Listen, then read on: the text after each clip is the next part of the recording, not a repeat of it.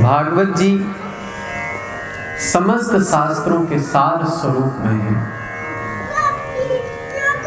और भागवत जी का अगर महत्व अगर हम देखें तो जीव को इस भव बंधन से छुटका करके सदा सदा के लिए जीव को भगवान के योग्य बना देना, ये भागवत जी में योग्यता है।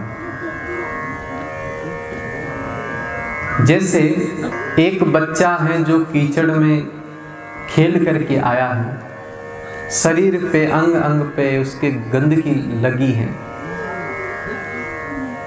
वो चाहता है कि मैं पिता की गोद में बैठूं, लेकिन पिताजी तो साफ सुथरे वस्त्र पहने हुए हैं, कैसे पुत्र को गोद में बैठाए।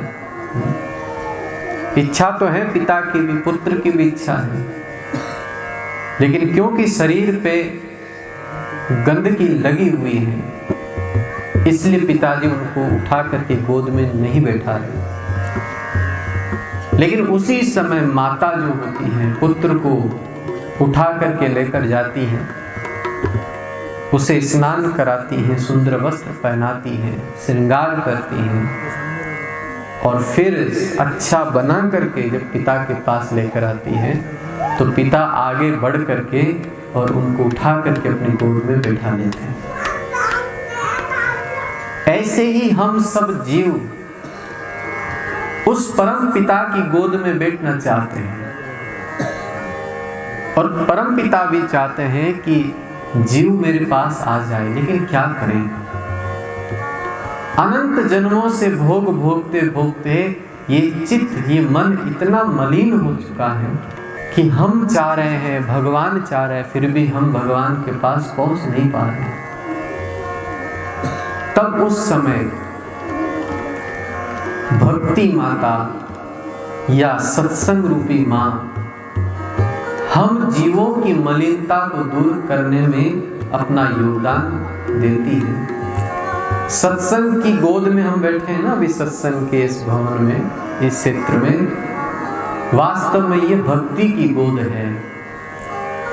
ये सत्संग हमारे चित्त से जितनी भी मलिनता है उन सबको मिटा देगा और जब हमारा चित्त शुद्ध हो जाएगा, चित्त में भगवत प्रेम जागृत होगा, तब भगवान हमको स्वीकार लेंगे। इसलिए हम सभी को इस सत्संग को, भागवत सत्संग को बहुत गंभीरता से लेना है। इस भागवत सत्संग से ही जीव की शुद्धता हो सकती है और शुद्धता होने के बाद कैसे भगवान को पाया जाए उसका मार्ग भी इस भागवत सत्संग से हमको मिलेगा।